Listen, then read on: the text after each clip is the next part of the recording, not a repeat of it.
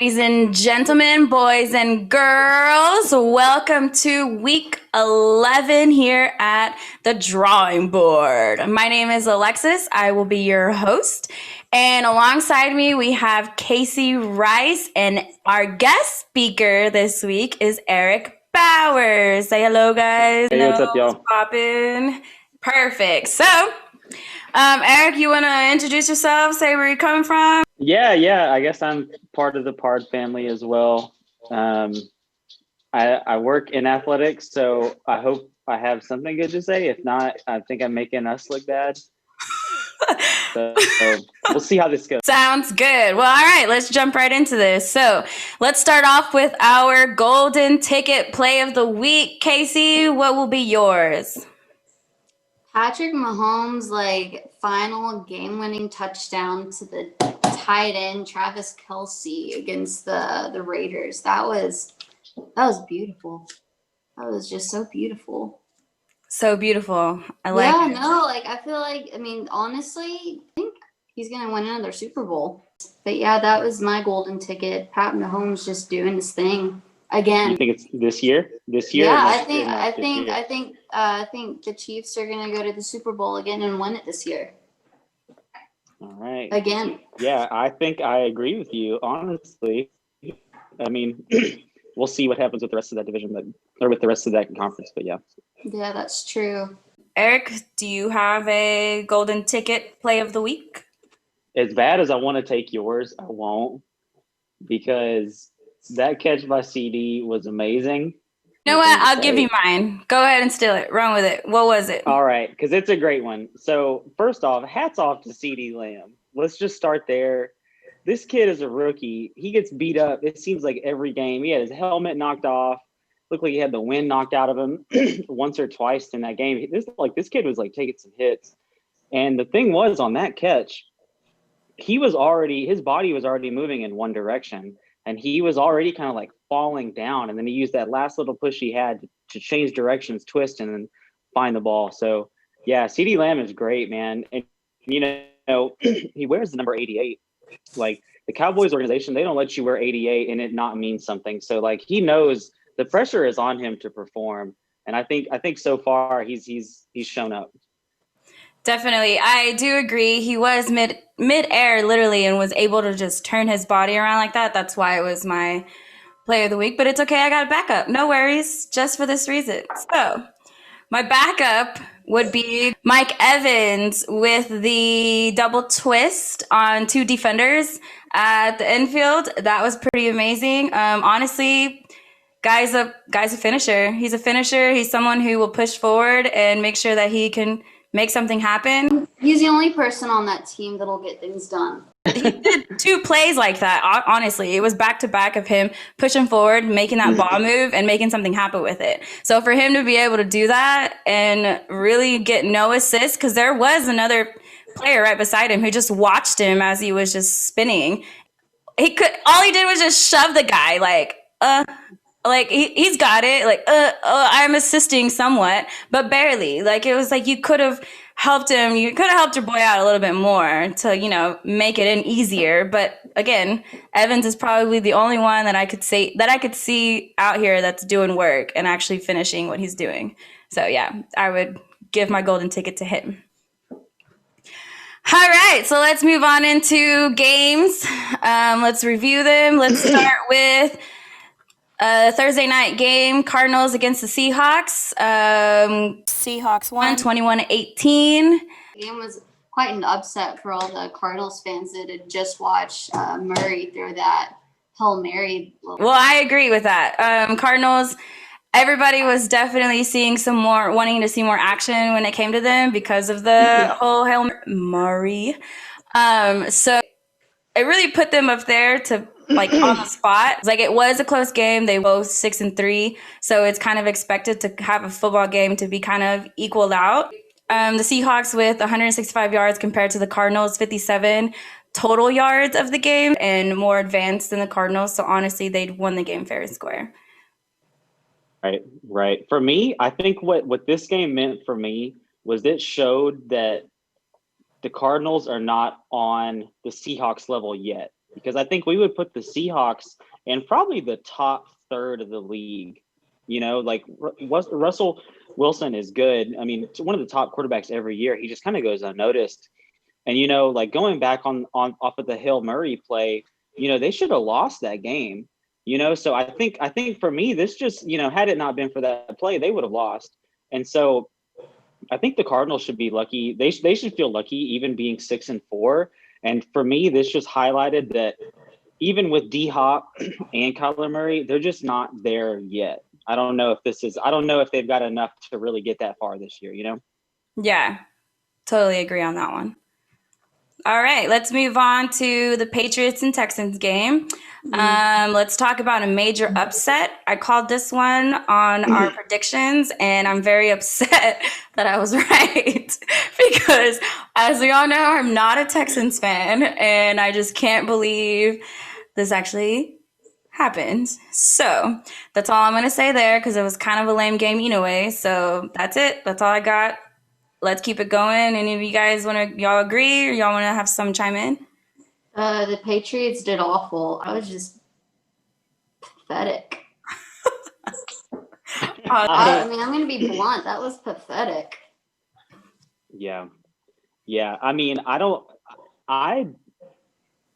think Cam Newton's been the same since he got COVID. And I don't know if that's why he hasn't come back, but he was doing like they were off to a pretty nice start and they have just completely nosedived. And, you know, it was kind of, even then I still expected the Patriots to win, you know, and for them to not like, all right, man, something's wrong with New England for sure. Everyone expected the Patriots to win, but. Exactly. Even as bad as the Patriots look, that's how bad the Texans are. Yes. And they still won. So I think, you know, like that was an eye-opener. So let's go to the Eagles and Browns game. I will say the Eagles stay not flying. So that's all I got to say here. Not really interesting for me either. So I would say let's keep it going. How about you guys? Hey, Philly lost again. What else is new? Let's keep it moving. All right, next we'll go into the Steelers versus the Jaguars. And just as I expected, Steelers continue to keep that streak 10-0. That's all I got for this game as well. So keep on to the next one. On to the next. Okay, next we got Lions versus the Panthers. Well done. Lions couldn't even put a single point on the board. So I'm like, I ain't going to say nothing here either because that's very disappointing and I don't want to keep talking about that. So I would say keep it going. On to the next. How about you?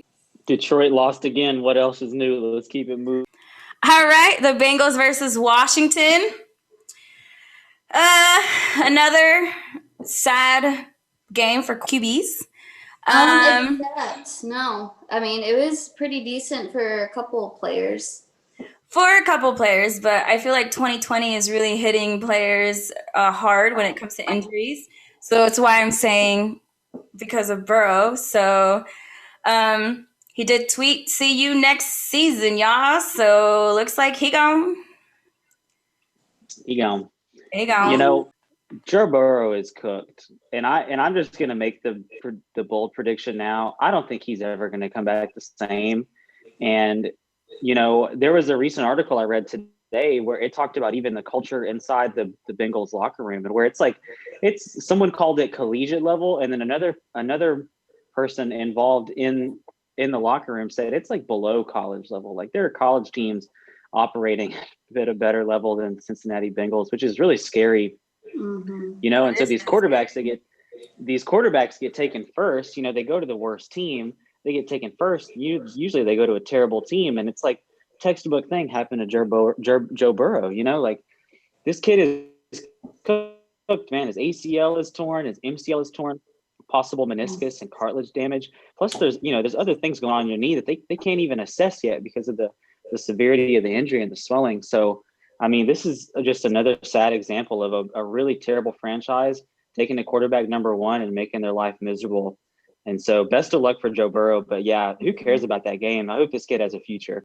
Everything going out to Burrow because hopefully he comes back better. But we'll see. We will see. We will see. All right, on to the next one. Falcons versus the Saints. What do we think about? What do we think about Hill? What we think about Hill? What's I y'all's think I think Hill is the future. I don't know about y'all. I think Hill's the future, and it looks pretty cool. Hill did something.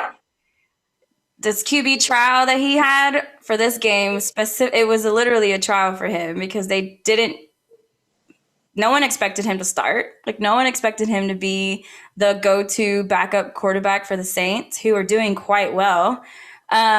So he came out with a win for the Saints. I can honestly say he ran the ball way better and ran the ball more than what the Saints have seen on the field. He ran the ball with 2 touchdowns and then ran 51 yards. I will be real. They did play the Falcons, who were 3-6 or were 3-6. And that's not probably the best team to compare yourself with, especially because they're not that great. So I'm just saying. Do you guys think Hill's going to start next game? Yeah. Yeah. Do you think they're going to Hill's stick got the job. I mean, they're going to stick with him? yeah. Well, let's think about it. The other player they got, it's Jameis Winston, right? He just went 30 for 30 with the Bucs last year. 30 touchdowns, 30 picks, or whatever crazy stat that was. So I don't know. I think Hill is the future. We'll just have to see. I think it's his job to lose. And so I don't think they're really asking a whole lot of Hill as long as he doesn't turn it over and make silly mistakes. And I think that's why he got the start over Winston. It's because I think there's still a lot of hesitation to play Jameis because he's just going to throw the ball willy-nilly and probably turn the ball over.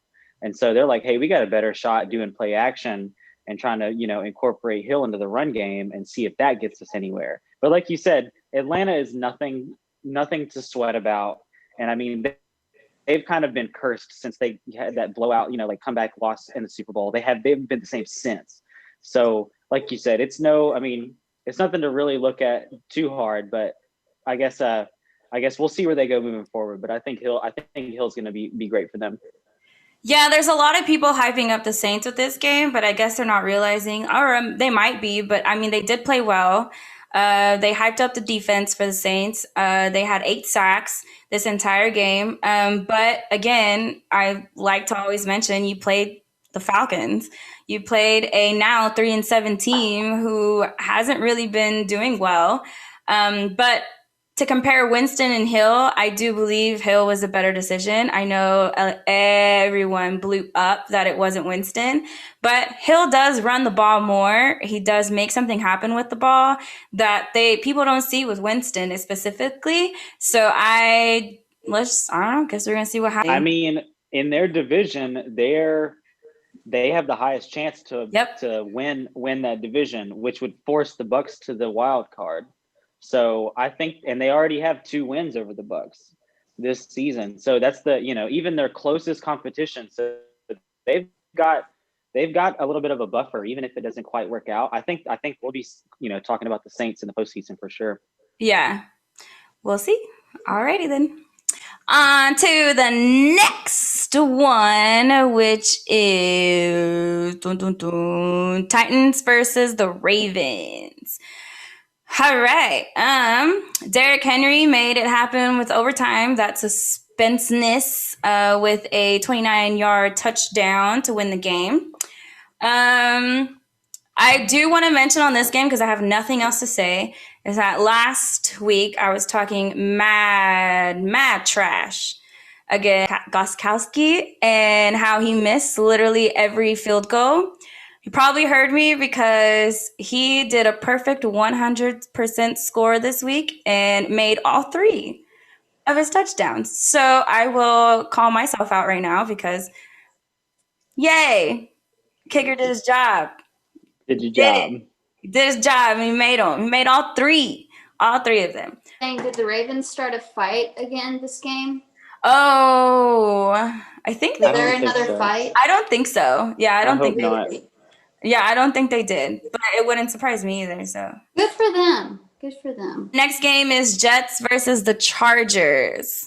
That was already gonna be like a losing game for the Jets. So Yeah, Let's not forget, like, the Jets are what, 0-9 now? Like they are 0-10 now 0-10. with That, this I mean, loss. they have a higher chance of going undefeated this year than the Steelers have of going, or they have a higher chance of not winning a single game this year than the Steelers do going undefeated the rest of the year. And they're on both ends of the spectrum here. So, like, that's if that should tell you how bad the Jets are, you know? So bad. Oh my gosh. So bad. So bad. So what was it a couple weeks ago? We watched that game. We watched them play the Patriots, and they literally had that game won, and they lost it. And I think at that point they were 0-7. And I just remember Mhm. telling myself, like, man, you're like 0-7 is showing. Like, you're literally, you guys are shooting yourself in the foot. And, you know, like, look at, yeah. Yeah, it's pretty depressing, but yeah, I ain't got nothing else to say in this. It's the Jets. That's all I got. You know, like, sorry, we were just talking about Joe Burrow and the Bengals. Uh-huh. Watch Trevor Lawrence go to the Jets, and the same thing happens to Trevor Lawrence that happened to Joe Burrow. You know, it's going to take Probably. Trevor Lawrence to come out and say, "I don't want to play for you guys," for them to not draft him. Yep. Alrighty, on to the next. Dolphins versus the Broncos. All I gotta say here is why was my boy Tua benched? Got an attitude. That's Yeah. like he's gotta learn to like be a pro player, not be a sore freaking loser. So, But still, yeah, I listened to the coach's post-game interview, and to me it seemed like he was just trying to, like, set an example. So apparently him and Tua have a pretty solid relationship. And I mean, I think this kind of sets the tone for everyone else in the team, that if he can even bench Tua, that, you know, everyone else needs to be, you know, you're like actively interviewing for your job that you have every day. And so I think that's bigger picture. I think that's what it is. I mean, we would be silly to think the future is Fitzpatrick, you know, in for the Miami, you know. So he initially had the starting job, right, and then Tua took over. Mhm. I mean, nobody would argue that Tua is not the future, and so I think this was more symbolic than anything. I think Putting we'll the see boy in Tua his out there spot. next. Yeah, I think we'll see Tua out there next week like nothing ever happened. Yeah. But I bet you he won't act like that anymore too, so. All right, the Packers versus Colts. Overtime win for the Colts. That's all I got here. Anybody else got anything to chime in? it was an upset. I feel like the Packers should win almost every game they play. I expected the Colts to win. I just, you know, for me, I cannot. Rarely do I think I would bet against Aaron Rodgers and the Packers. You know, I mean, outside of like who, I mean, you know, you think of like the Ravens last year that went on a nice streak, or the Steelers, or whoever. Like, I don't put a lot of, maybe the Seahawks. I don't really see a lot of teams like beating Green Bay. I think Green Bay, they usually show up. So, I mean, I guess it went to OT, but that was an upset. Because for me, I think the Packers should win just about every game they play. All right, let's move on. Cowboys Moving on to the Vikings. Cowboys versus the Vikings. The Vikings. Another disappointing game for me. Well done. Well, Dalton started the game as expected. Did not give Gilbert the opportunity, but it's fine. It's not fine, but it's fine. But he did do fairly well. I will give him that. He did pretty well for coming back from a minor injury. Also, I do want to acknowledge and say who did quite well, since he's been doing terribly. But Elliott came in and acted like he was a $90 million running back. So I give him props. Not that much, but I mean, he did play way better than he has this entire season. He did have a touchdown and 103 rushing yards and 11 receiving yards. So, yay to Elliott for slowly coming back from, I don't know what he was on. He just was playing terrible. So, anybody else want to chime in on the Cowboys? Upset. What this game told me was that I think the Cowboys are starting to figure it out without Dak, and maybe even just a little bit. But I mean, they could afford to have Zeke underperform when they had Dak, because Dak could usually bail him out, even if it was still a nail biter game or whatever. But like, let's not sleep too much on Andy Dalton. Yeah, he was kind of banged up the other week, but he's been around for years and years. So this was, you guys remember the beginning of the season, there were talks before Dak got his contract. What are they bringing Dalton in for? Is this to like light a fire under Dak? Is this to have insurance if Dak underperforms or whatever? So, I mean, he wasn't their second choice. Let's keep that in mind. They did bring him, but he still wasn't the Cowboys' second choice. He only was because homeboy Danucci, is that his name? Yeah, whatever his name is, that guy. Because I don't even know what his name is because he's terrible. Like, he was not the best second string quarterback. He was not good. Yeah. So the Cowboys have gone through 1, 2, 3, 4 quarterbacks this season. 2020, that's all I gotta say. But at the same time, I agree, they don't know how to play together with a quarterback because they lost their one only hope, and then they went into miserable MIA. What are we gonna do now? Because our quarterback sucks. And then they went into let's replace our sucky quarterback with Dalton. And then he was doing okay, and then he wasn't doing okay, and then it just like he had an injury. So the Cowboys have gone through some crazy stuff. They're probably getting used to each other now. I had Dalton for a few games. The smartest decision to have him play this game anyways, being healthy. It's like, because they are used to him more than Gilbert, but I'm just going to be a hater and just hate because I don't like the Cowboys. But yeah. I think 2 of us. I honestly was kind of disappointed. I'm disappointed that they won this game because they shouldn't have won. So, I mean, congratulations, Cowboys. Cowboy fans. What's crazy? They still have a chance to win that division. And they still have a chance. And everyone's hyping it up. Yeah.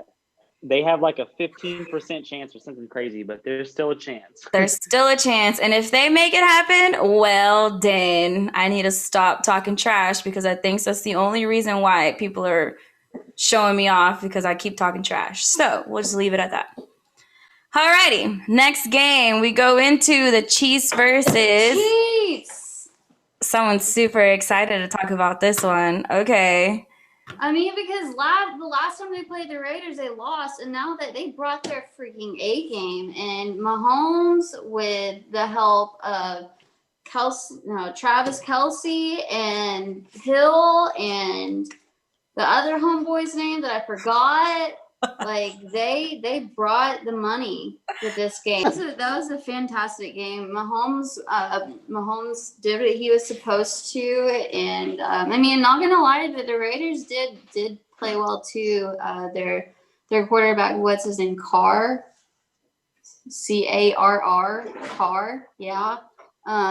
He brought his A game, but I don't really care about him. I just care about Pat Mahomes. So, yeah. Awesome game. Eric, you got anything? Yeah, I think the big picture here is that the Raiders are starting to win some games, and teams should hopefully be preparing for them, because we almost saw the defending Super Bowl champs go down to the Raiders, which I don't know if we would have even, that would have even been a thought last season. Mm-hmm. Sorry, it's featuring Willow. But no, I think, yeah, that's really all I have. I'll stop there. I mean, I agree. The Raiders have never been like a team for people to look at or watch. Like, they've kind of been a disappointment the last few years, and now this year, like they're bringing their A game. They are. They're playing with house money, no pun intended, Las Vegas Raiders. I'm saying Las Vegas, man, they paid them to play better. Ooh. All that gambling. Gambling is legal, by the way. Oh my gosh. All right, on to the next. And our final game of week 11, which will be the Rams versus the Bucks. Let me chime in first, and because I know there's going to be a lot of talk here, knowing Tom Brady. But I do want to acknowledge that history was made on Monday nights, and we had all Black officials to officiate the game. Why did it take this long to have that? I don't know, but some changes are being made and I like it. I like to see these things happening and I like to see where we're going with it. So definitely that was a plus. And I did want to mention that before we got into this trash talk about Tom Brady. I can't really say anything other than Mike Evans killing it out here, making something happen, finishing what he's supposed to do because he gets paid to do that. So, all right, Casey, what you got? Mike Evans is the only player getting paid to do something done for the Bucks. Tom Brady needs to get his vision checked, and the Rams played an excellent game. I do want to also mention that the Rams defense, my favorite defense is... The Rams defense did awesome. They are killing it. Like, they are killing it. Rams are stacked. And if they continue like that, man, something's going to happen. Just Ramsey being that star defender, just like, But that would be my also highlight of this game, especially. Right. Yeah. I don't know what is more telling, if it's at the LA's defense or is it Tom Brady just folding under pressure. They were so fast, definitely. Yeah. And we can trash talk Tom whenever, but I mean, you can't throw 2 interceptions like that and win a game. Granted, I think Goff threw 2 as well for the Rams. And so at least they kind of evened out. But I mean, you guys are hyping up the Rams defense. Like, think about that. It was basically neutral when you take all the interceptions out. Honestly, Tom had little chance to make. Okay, continue. Sorry. The Rams defense really did push all that. Like, they made sure to make him on his. They put him on his toes. Like, they put him on his toes. They were quick about it. They were big boys running fast. Like, I'm pretty sure Tom, he was most likely, I got to get rid of this ball ASAP. Like, as soon as I get it. But if you got nobody open, he has nobody to throw it to. Their defense was just too tight. Right. And it is, and it's not entirely all on Tom Brady, because that defense, they're killers. Like, they know what they're doing. They're stacked. That defense is stacked. And that's why Tom Brady was struggling a lot most of the game. Because, I mean, you're putting a quarterback under pressure like that, trying to throw the ball somewhere to have it go somewhere, and you have a blind quarterback. A blind quarterback. What Casey says. But I do. Like where they're going with that. And I think the league has figured Tom out. They know he's not so mobile, and if you bring pressure, you're either going to bust pipes or make diamonds. And all we've seen from Tom is a bunch of busted pipes, man. And so, the coaches around the league have figured that out. If we blitz Tom Brady, he's going to make a mistake. And so I think that's just more of what we saw this week against, with them against the Rams. That, and also he is with the whole new squad. Like, he was so comfortable. Like, with knowing who he has, knowing what he can, knowing the play, he was comfortable where he was at. And now he's somewhere new who he's realizing. Same system, everything. Yeah, it's a whole new everything. It's a whole new relearning how you're playing, because you're not playing with the same people you used to. You're not playing the same things that you used to. You're not, you're just, it's a big change rather than a small. And I feel like rather than, it's the whole team is a change. Like, he was the change. So, like, having to deal with that, like, I mean, he's figuring it out. I would say kind of like the Cowboys are. They're figuring it out. I mean, and I feel like he has a short game figured out, because to me, like, this entire game, when he kept trying to shotgun and throw deep, that's just where he messed up, because like you said, 1, their defense was too tight. His offense was completely covered. And 2, he blind. And then 3, I mean, the short game, like that's all you can do with that like amazing of a defense. Yeah, you think about that last possession. You know, they kind of forced the Bucs to go long, which is, like you said, Casey, what Tom Brady has not been well at. He likes to live within the numbers, within the hashes. He doesn't like to go outside and deep too much because it usually doesn't end well. And that's exactly what we saw on that last drive.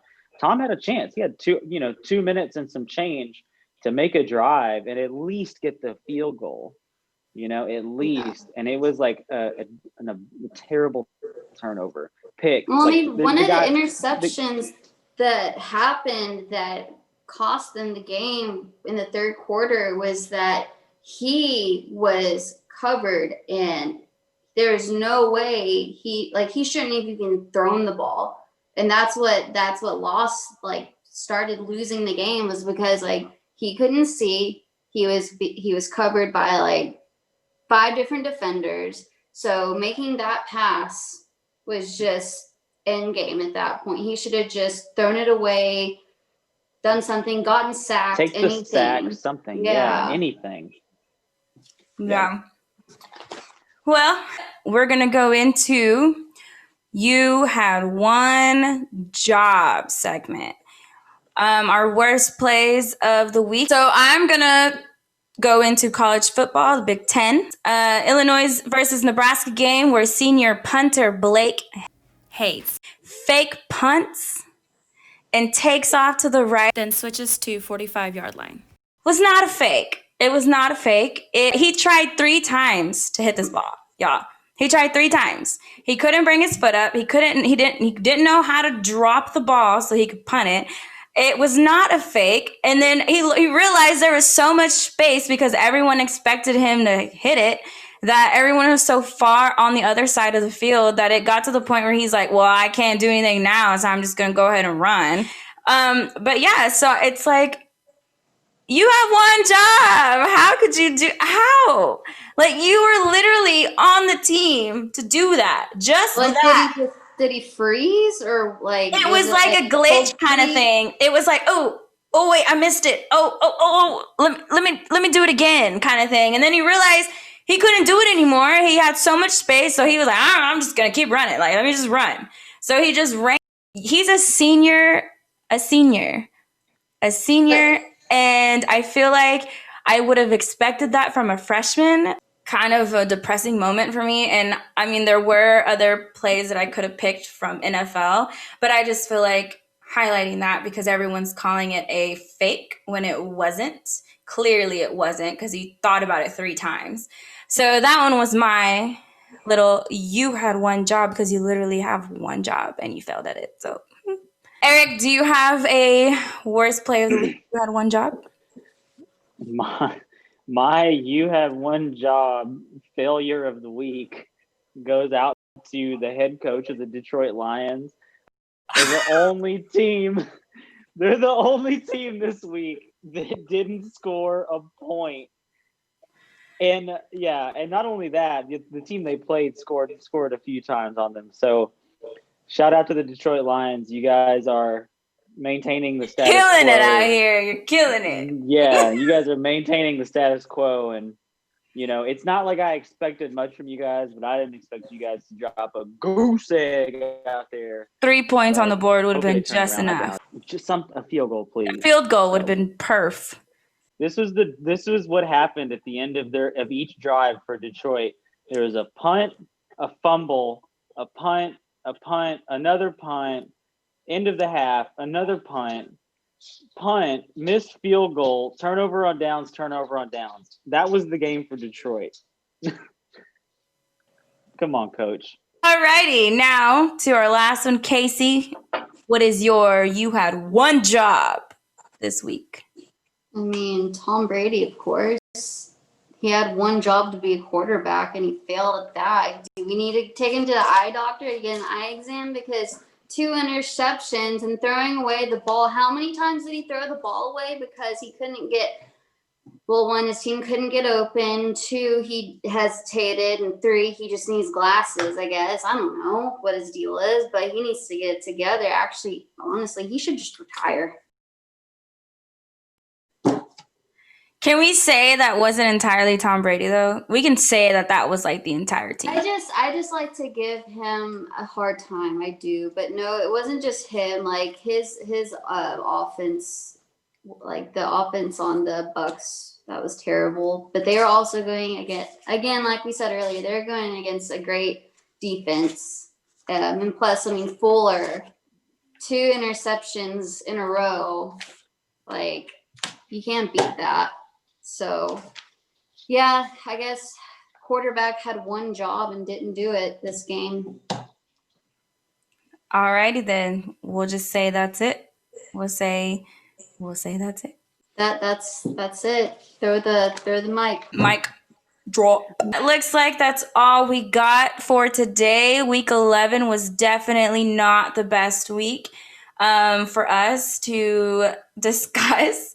Honestly, there was a bunch of upsets. There was just, all I gotta say, 2020 is really hitting us pretty hard this year. So I'm gonna leave it at that. But we do want to say thanks for joining us. Have a wonderful Thanksgiving. Again, you teens out there, if you want to join us, be part of our team, be just a guest speaker, anything like that, give Dittmar Recreation Center a call at 512-974-6090, or you can email me at alexis.tovar@austintexas.gov so that we can get you signed up and ready to log in and talk some football with us. But other than that, we'll hope to see something happen on our next show. So, alrighty then. Peace out. Bye. Have a great Thanksgiving. Bye, y'all.